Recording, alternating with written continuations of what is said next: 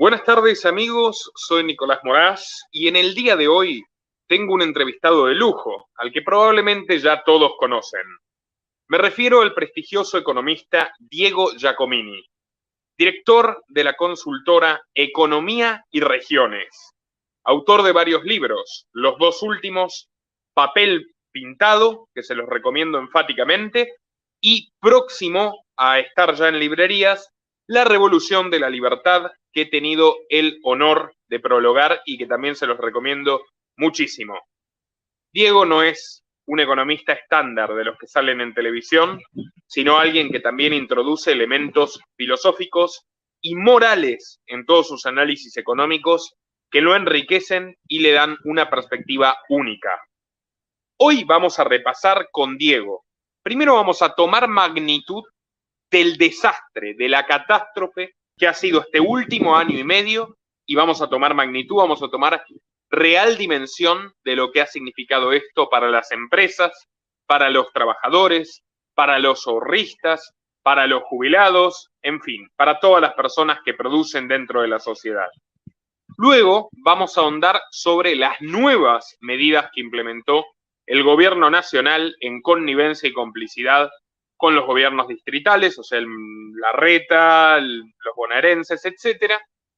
Y finalmente, el futuro, sin duda sombrío, que nos depara y qué podemos hacer nosotros como ciudadanos de a pie para contrarrestarlo. Así que, sin mayor preámbulo, paso a presentar a Diego, a que participe de la grabación. Hola Diego, ¿cómo estás? ¿Qué tal, Nicolás, querido? Un placer, como siempre, compartir estas charlas y estas presentaciones en tu prestigioso canal. ¿Cómo andás? Bien, Diego, contento de tenerte aquí. Para comenzar, este último año y medio tan particular para todos los argentinos, ¿qué situación arroja? ¿Cuáles son las consecuencias que vos ves hoy como economista y cómo se lo podemos ilustrar a las personas del público que apenas entienden de cuestiones económicas complejas? Bueno, voy a ilustrar la situación con 10 números contundentes, rápidos, para que la gente tome orden de magnitud del desastre económico que están haciendo el gobierno argentino. Primero, tomemos el estimador mensual del INDEC, organismo oficial, y miremos el nivel de actividad del primer trimestre del 2021, ¿ok? Y lo comparamos contra el primer trimestre del 2018, o sea, cuando ya se le venía todo abajo a Macri y iba derecho al FMI. Bueno, el primer trimestre de este año, comparado contra ese peor momento de Macri, la economía está casi un 9% debajo. Y si comparo cuando empezó todo esto, con ese mismo trimestre, estaba menos 10.8. O sea, en el año pasado estaba menos 10.8 con respecto a cuando empezaba el peor momento de Macri. Esto, toda la economía argentina en general. Vayamos a la producción industrial, por ejemplo. Hagamos un ejercicio similar.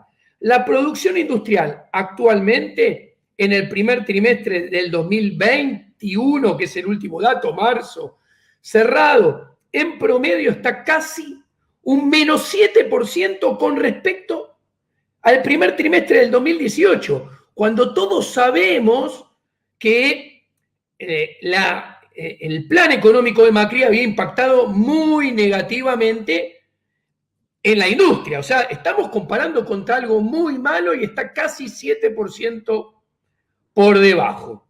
Ahora bien, si tomamos toda la economía, pero hacemos un ejercicio que yo lo hago con el profesor Mariano Fernández, limpio y saco al Estado, porque el Estado no ajusta, entonces miro la economía del sector privado argentino y hago una estimación de su nivel de actividad.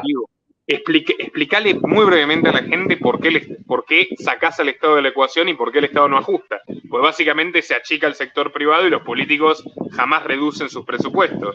Claro, y encima contabilizan el gasto público como si produjera riqueza, que no lo produce. Y como si fuera todo esto poco, en Argentina pesa casi el 50%. Entonces, cuando te dicen que la economía en el 2020 cayó menos 9.9, menos 10% redondeando, en realidad el sector privado cayó a grandes rasgos un 60% más, porque la mitad de la economía no ajustó, que es el sector público. Entonces, si la mitad no cae o no ajusta y la economía como un todo cae un 10%, en realidad el sector privado cae más. Concretamente, a marzo del 2021, el nivel de actividad del sector privado de Argentina es similar al que había en el 2000, al final del 2005, principio del 2006. ¿Qué sucede? 15 años retrocedimos. Pero ponelo en estos términos. Producimos la misma cantidad de bienes y servicios, generamos la misma riqueza que en el final del 2005-2006, pero tenemos el 16.5% más de población. Entonces, un tonto se da cuenta que somos mucho más pobres y cada vez más pobres. O sea, es terrible lo que generó para el sector privado las medidas del gobierno tiránico de Alberto Fernández y Cristina Fernández de Kirchner. Sigo avanzando. Ahora me voy a circunscribir a la industria pyme. A la industria pyme, que es el 80% de la industria argentina, y dejamos afuera, un ejemplo trillado, a Techin, dejamos afuera a Exxon o Pan American Energy, como quieren llamarlo, y muchos más ejemplos podemos dar. Se había difundido una cifra de la Cámara de Pequeña y Mediana Empresa, corregime si es correcto, casi 100.000 locales cerrados en 2020. Exactamente. Ellos hicieron un estudio y llegaron a la conclusión que había más de 90.000 locales cerrados. Pero basándome en CAME, en la producción industrial PYME, yo te puedo decir que el último dato, abril del 2021, la producción industrial PYME es un 18.9% más bajo que en abril del 2019, con Mauricio Macri, cuando ya la estantería de Mauricio Macri se caía como piano por una ventana. O sea, fíjense las medidas tiránicas de Alberto Fernández y Cristina Fernández de Kirchner, Axel Kicillof, el impacto que están teniendo en el sector productivo de Argentina. Sigo con las pymes. Y podríamos pensar, de todas estas pymes, que como dije, tienen un 19% de producción hoy, más baja que en abril del 2019. ¿Qué rentabilidad tienen?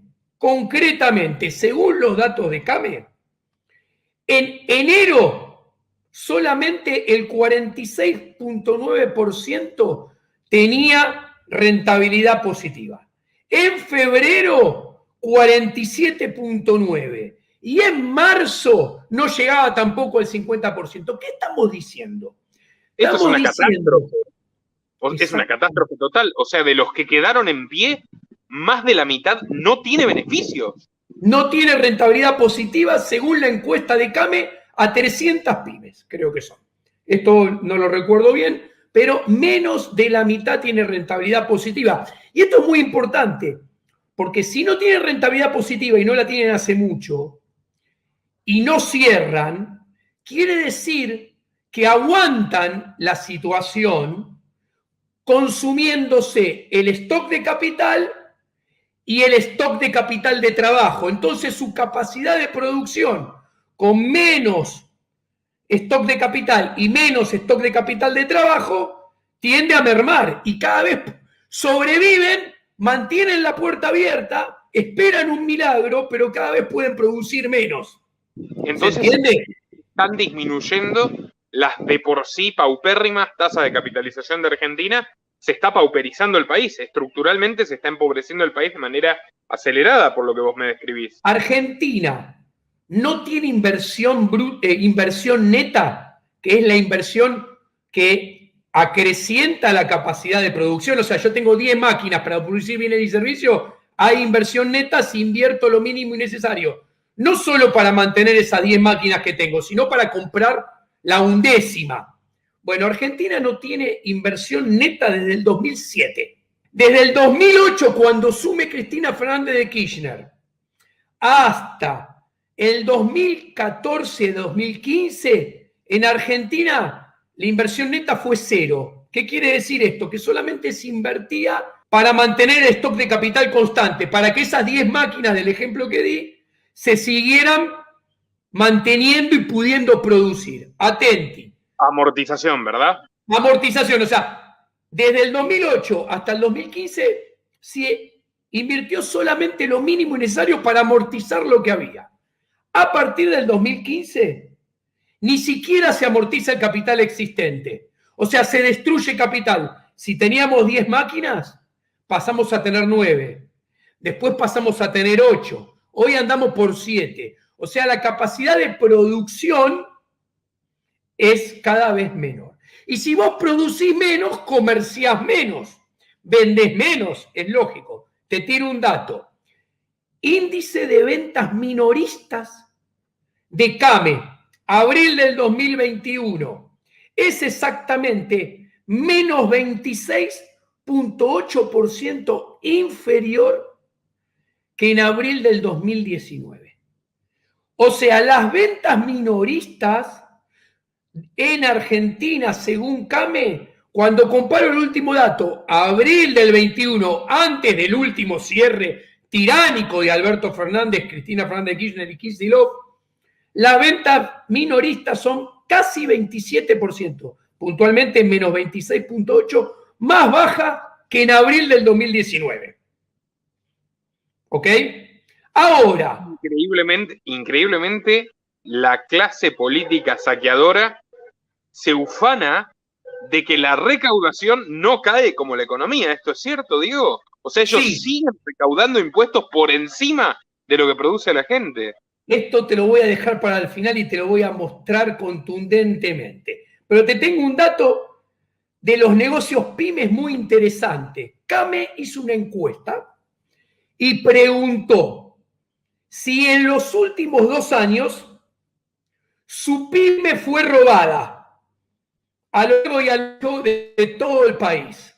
Y se encontró que, por ejemplo, en el noreste argentino, el 31% de las pymes había sido robada en los últimos 2 años. En Cuyo... Robada por delincuentes comunes, no por los estatales. Robada por delincuentes comunes. El 28,6% de las pymes en Cuyo había sido robada. En Cava, el 26,8% de las pymes. O sea, redondeando, 1 de cada 4 pymes fue robada en los últimos 2 años. Ahora bien, y le preguntaron, ¿y cuántas veces fueron robadas? 3 veces en los últimos 2 años fue el caudal de respuestas promedio. Y le preguntaban... Digo, a mí los minarquistas me dijeron que el Estado provee seguridad. Me encantó tu acotación, porque CAME, a esto siguieron 2 preguntas. La primera, que no está en línea con lo que vos decís, era de lo que le robaron en promedio, ¿qué representaba en términos de producción para usted? La mayoría de las veces era 1 mes, que tardaban 1 mes, entre 15 días y 1 mes, para recuperar lo robado en términos de producción. Ahora viene la segunda pregunta, que destroza el minarquismo, que después hablamos si querés. El 77,8% reconoció que tienen seguridad privada porque no confían en la seguridad estatal, que si no tuvieran esa seguridad privada, habrían sido robados mucho más que 3 veces. Interesante dato. ¿Te parece? Totalmente. O sea, no solo tienen que soportar un Estado que las exprime, que ahora ya con tintes soviéticos las obliga a cerrar sus puertas y las pone al borde de la extinción, sino que además tienen que pagar los servicios que supuestamente el Estado provee a proveedores privados que realmente se comporten de manera eficiente. Exactamente. Es realmente increíble. Y acá la falta de ética, a nadie sorprende, la inmoralidad de los burócratas del Estado, llega a límites supinos. O sea, cuando yo hago el ratio, la división entre recaudación real en términos reales, o sea, la recaudación impositiva limpiada de los efectos de la inflación, sobre el salario promedio real de los argentinos, ¿qué me encuentro? Me encuentro que si construyo un número índice, en el 2015 ese número era 100. ¿Ok? Bueno, perfecto. Cuando se fue Macri, ese número estaba en 118. ¿Qué quiere decir? Que Macri a lo largo de 4 años, en un ejercicio totalmente peleado con la ética de la libertad, con el liberalismo, había subido la recaudación en términos del salario, ambos ajustados por la inflación, un 18%. O sea, le están robando una quinta parte adicional al salario de las personas de lo que ya le robaba antes el populismo kirchnerista. Esto para los hijos de puta mezquinos mentirosos que te dicen que el macrismo es un mal menor. Y que, claro, pues son ladrones mejor vestidos, claramente. Exactamente.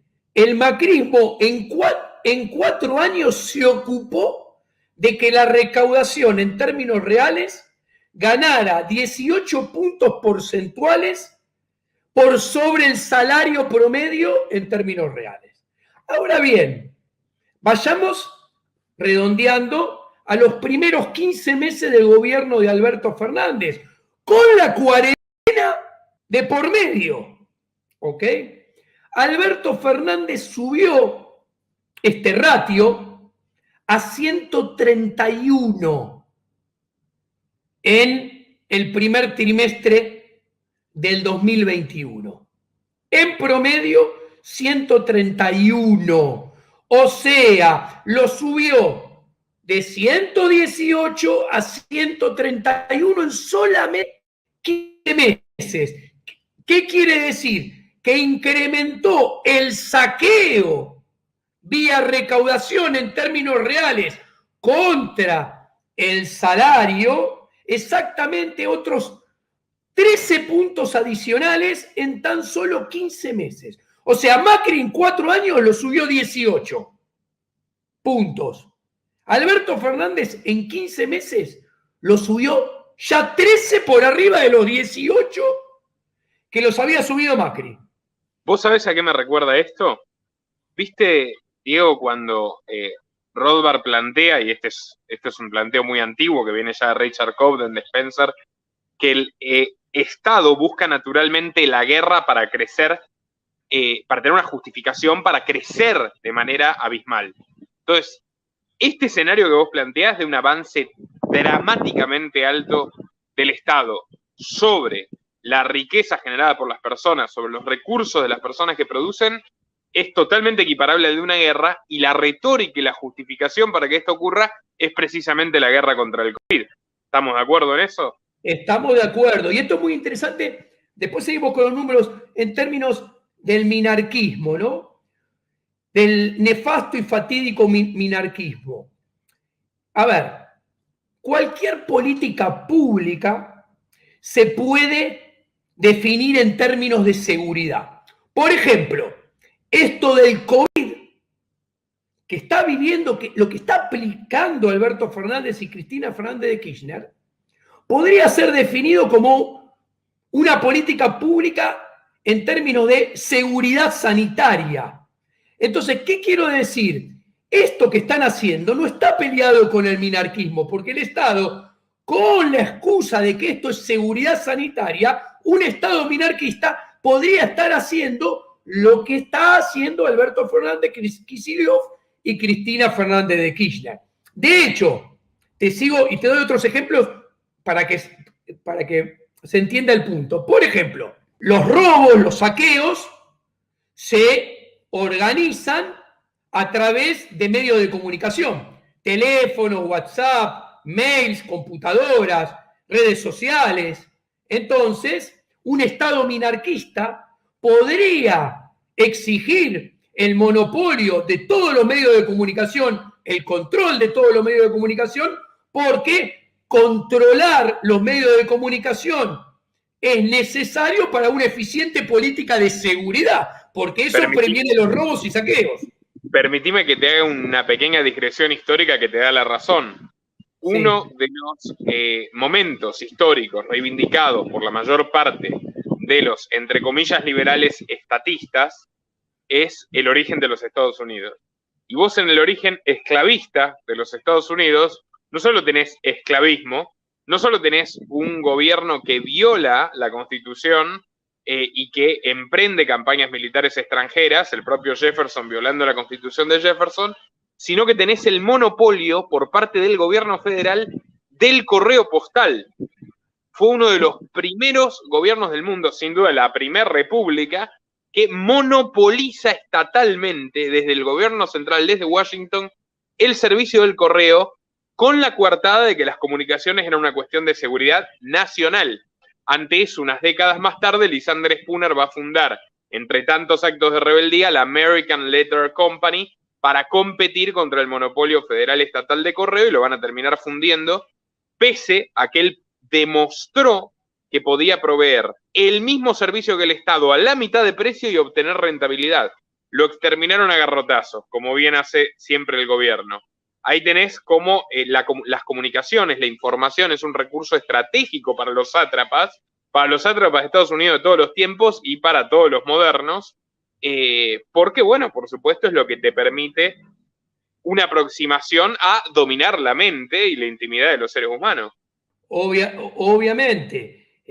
Yo te iba a mencionar el caso, cuando contaste eso, te iba a mencionar el caso de Spooner, que muy bien los has contado vos. Es muy interesante, ¿no? Porque todo se puede definir minarquísticamente en términos de seguridad. Por ejemplo, los delincuentes, después de llevar a cabo sus fechorías, sus robos, escapan por las rutas, por las calles. Entonces, un Estado minarquista podría definir que en términos de seguridad es necesario tener un peaje cada 2.000 metros en toda calle y en toda autopista para que el control de que no haya robos y no atenten contra nuestra propiedad privada.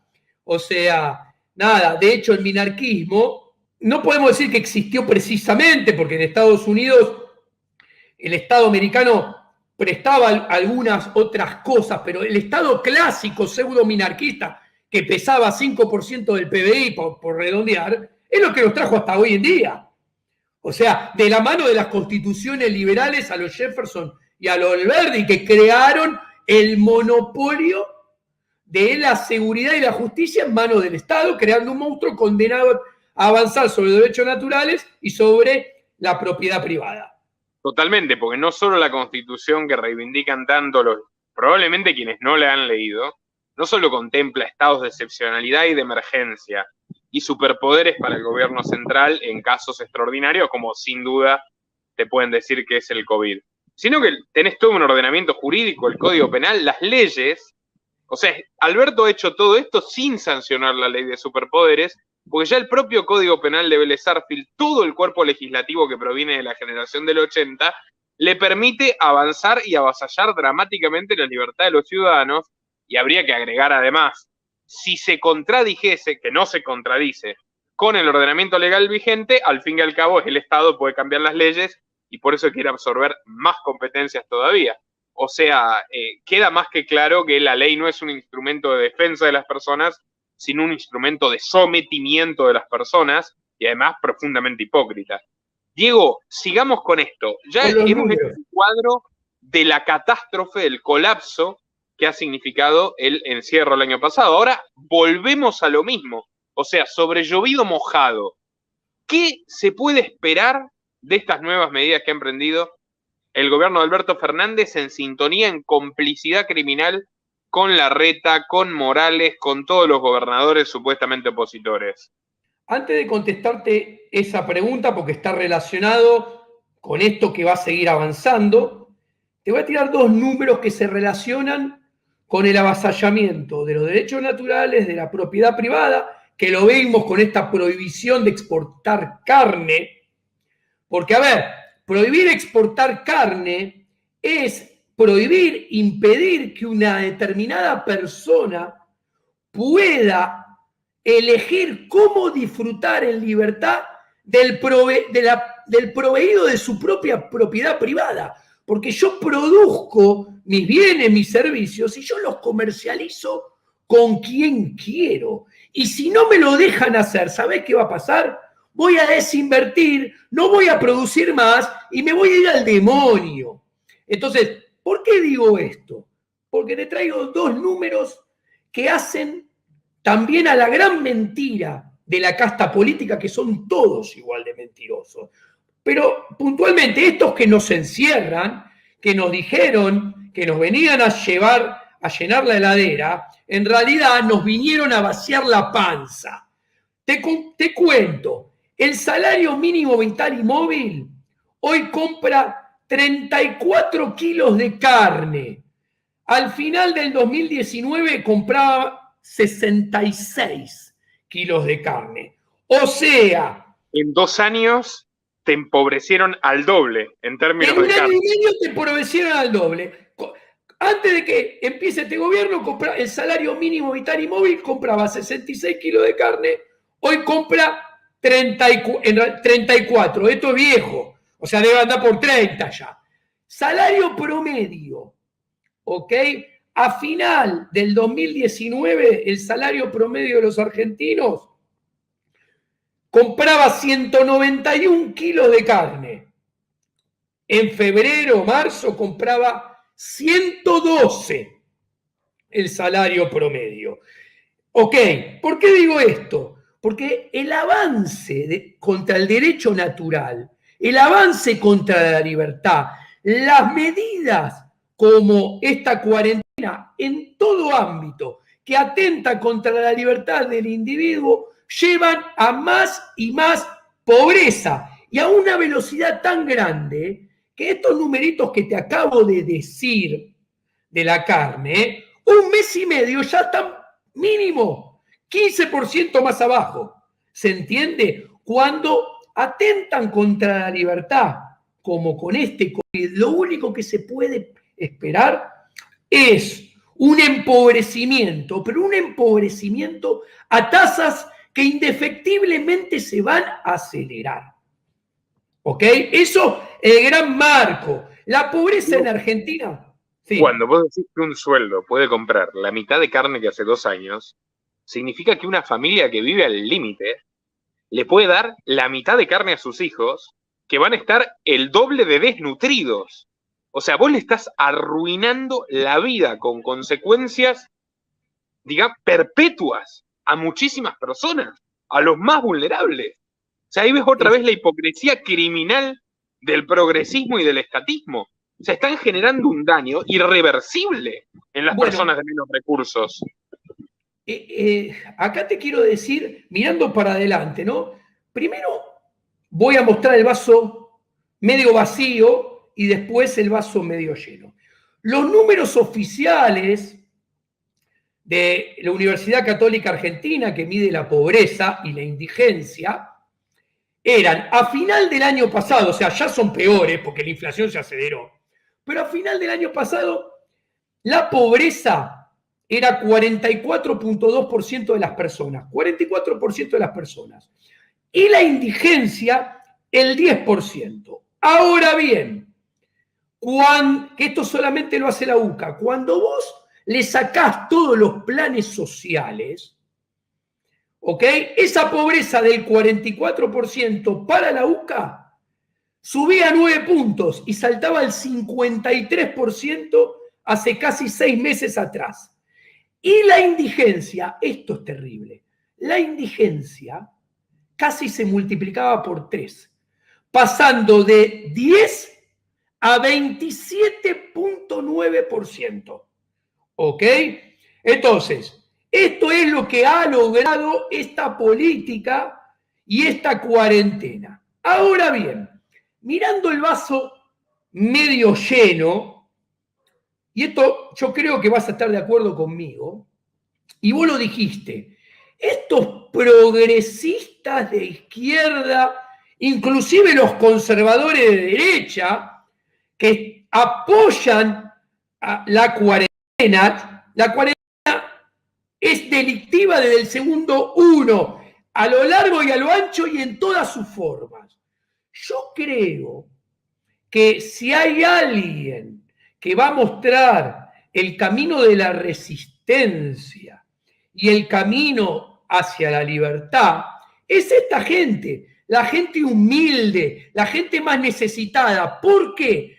Porque las familias que tienen, para explicarlo, menos metros cuadrados por integrante de la familia, o sea, donde viven un matrimonio con 5 o 6 hijos en 30 metros cuadrados. Esa familia que no tiene ahorros y vive con lo que sale y consigue de dinero día por día y todos los días de su vida, esa familia es la que va a desobedecer. Esa familia es la que va a seguir el camino de Turó. ¿Por qué? Porque es muy cómodo hacer la cuarentena cuando vos vivís, vamos a poner un ejemplo arbitrario, 3 personas en 150 metros cuadrados. En una mansión de San Isidro. Exactamente, y con ahorro. Ah, facturo menos, pero tengo ahorros. Claro. Entonces, de vuelta, esta casta política delincuente que atenta en forma delictiva contra los derechos naturales, que se vive llenando la boca, que gobierna para los más humildes, para los más necesitados, sean amarillos o sean azules, porque, a ver, el soviet de Cava del pelado de Larreta es idéntico al soviet de provincia de Buenos Aires de Kicillof. Y centran las discusiones en los temas menos importantes. Perdóname, desplegó 5.000 ñoquis, 5.000 burócratas para incentivar a los vecinos de Buenos Aires a que denuncien a sus vecinos que incumplen las normativas. El mismo tipo que, como nos recordó el buen Nicolás Martínez Laje, y recomiendo mucho la entrevista que te hizo en su canal Terapia Liberal. Muchas gracias. Es el tipo que impuso un permiso especial para que las personas de 70 años puedan salir a comprar a la esquina. O sea, el respeto y la protección a la tercera edad es convertirlos en infrahumanos, o sea, para Rodríguez Larreta. O sea, es la socialdemocracia porteña en toda su expresión. Y Diego, una cosa más, yo coincido mucho con lo que estás diciendo. De hecho, ya se ha revelado la clase baja, además en busca de su pan. No es ninguna cuestión ni hedonista, que además estaría perfecto, pero ni hedonista ni superflua. O sea, ¿y qué hicieron los amarillos? ¿Qué hicieron los pseudolibertarios? ¿Qué hicieron todos los repugnantes payasos de la derecha argentina? Dijeron, ay, miren cómo incumplen en el conurbano, cómo abren las ferias de la matanza, cómo se les ocurre. Entonces su punto no era, voy a imitarlos a ellos y rebelarme y ser libre, sino, ay, como estoy frustrado e impotente porque soy un cobarde y le hago caso al gobierno y me quedo en mi casa, le voy a pedir al gobierno que vaya y encierre a esas personas aunque signifique matarlas de hambre.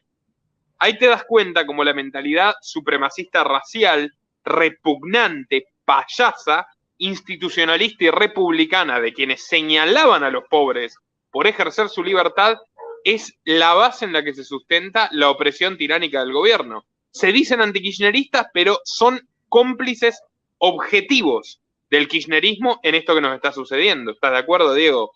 Totalmente de acuerdo. El soviet amarillo de Cava es el que le exige a un encargado de edificio que denuncie al que le da trabajo y le paga, que es el vecino que con todo esfuerzo a esta altura del partido le cuesta pagar las expensas. Entonces, lo que quiero decir, se llenan la boca diciendo que gobiernan por y para los pobres, y en realidad a los que más castigan, como siempre, es a los pobres y a los que tienen filosóficamente e intelectualmente de aliados siempre, son a la clase acomodada, que es la que sale al balcón del edificio a golpear la Essen por la República. Que no es casualidad que todo el andamiaje intelectual de la República es el andamiaje conservador y estatista que vivió Argentina entre 1853 y 1860 y el primer tramo de este siglo. Diego, y me gustaría adicionar tu reflexión a modo de cierre, si querés, sobre cómo todo lo que está sucediendo ilustra el fracaso rotundo del intervencionismo. Algo que se traduce, por ejemplo, con que al principio del encierro Fernández decía todo esto es para no tener 10.000 decesos, no usemos la palabra antes, por las dudas, y ahora tenemos, según sus propios números, 70.000, después de la cuarentena más larga del planeta. O sea, queda claro que se les cae la farsa a pedazos hasta en los términos sanitarios. ¿Qué querías agregar al respecto? Sí, quiero agregar bastante al respecto. Y quiero resaltar la complicidad, y la asociación inmoral y complicidad solidaria de casi todo el periodismo que trabaja para la dictadura tiránica de Alberto Fernández, Cristina Fernández de Kirchner, Kicillof, Larreta y todos los gobernadores. ¿Por qué? Porque ellos mismos dicen, a ver, es una enfermedad que te la contagias y se manifiesta en menos de una semana, redondeemos. Entonces, y no pueden explicar entonces por qué cuando aflojaron las restricciones los casos bajaron y cuando acrecientan las restricciones los casos suben. No tienen información, no lo pueden explicar. Bueno, y a eso quiero llegar. El teorema de la imposibilidad del socialismo hace que toda intervención del Estado, toda política pública interventora, solamente genere en forma exponencial mucho más daños de los que pretende subsanar, y de los que pretende subsanar no corrige nunca ninguno.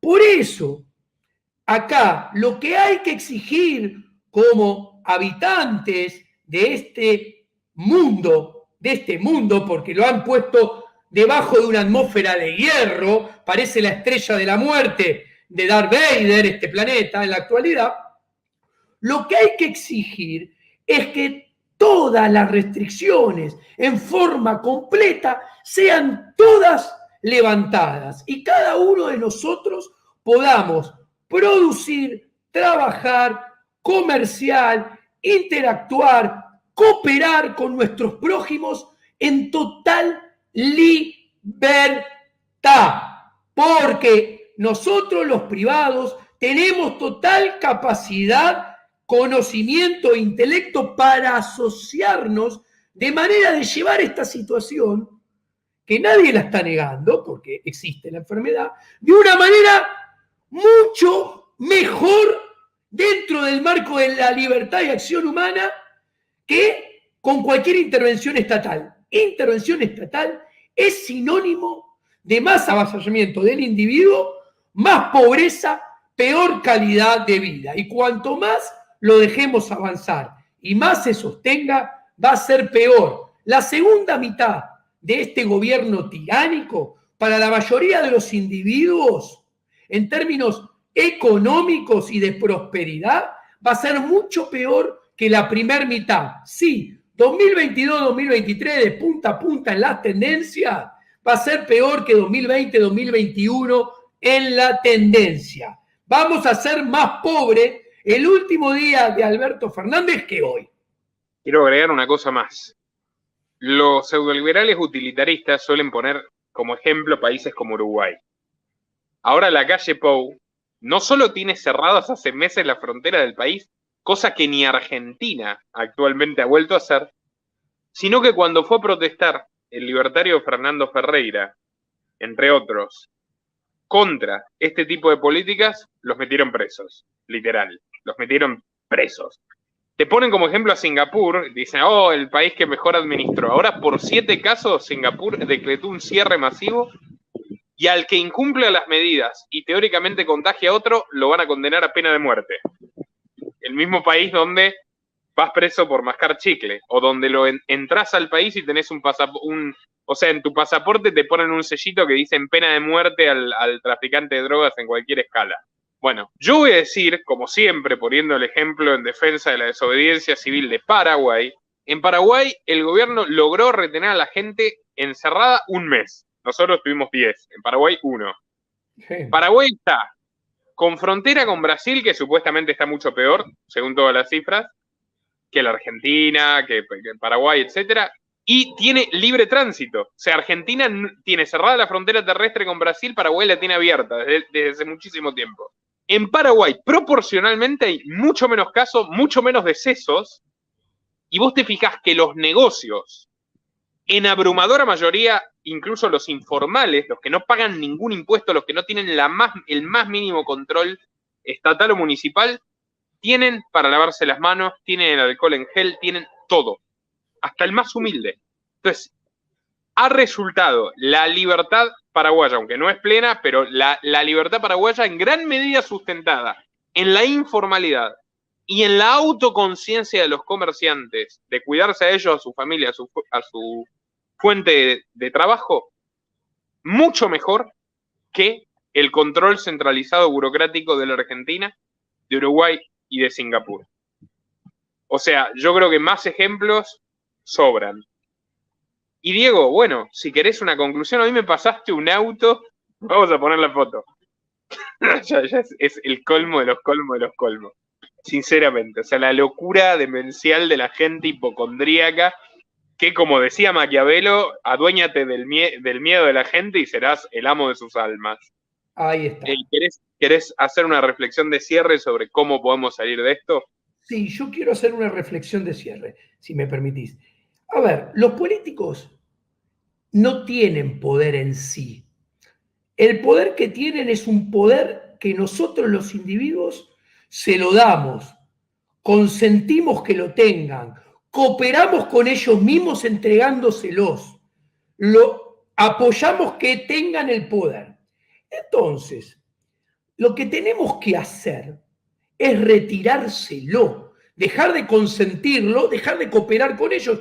¿Por qué? Porque es muy sencillo. Esto que están haciendo en Argentina lo pueden hacer solamente porque hay una gran masa de gente adoctrinada en la religión del Estado, de la política y de los burócratas de carne y hueso que lo avala y entonces se lo permite hacer. Y como se lo permite hacer, ellos lo hacen y no van a parar y van a avanzar cada vez más.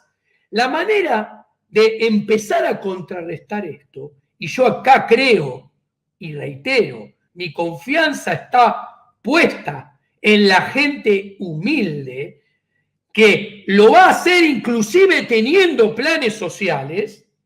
La gente, esa gente, a diferencia de lo que piensan en las fundaciones del corte conserva y retroceso, ¿no? de Echevarne, esa gente va a ser la que va a empezar a desobedecer, va a sacar el consentimiento, va a sacar el apoyo y va a marcar el camino de erosionar de a poco este poder tiránico de la casta política argentina. Y esto hay que empezar a complementarlo. ¿Sabés qué? Además, es vital, porque si no lo hacemos con esta pata, estamos fritos, con agorismo contra economía. O sea, eludir, evadir, no pagar, gambetear, impuestos, ordenanzas, órdenes, trabas, en todo lo que sea posible, tomar riesgo en el presente a cambio de prosperidad futura, porque si no vamos a estar mucho peor. Absolutamente de acuerdo, como siempre Diego, un placer y seguramente nos veremos pronto de nuevo. Le pido a todas las personas, por favor, que den like y que compartan este video en todas sus redes y grupos para que llegue a más gente. Nos veremos en una próxima ocasión. Nuestro trabajo depende de tu apoyo. Para que siga siendo posible, realiza tu donativo desde tan solo $2 por mes a través de Patreon, en los links que están en la descripción o en el comentario destacado.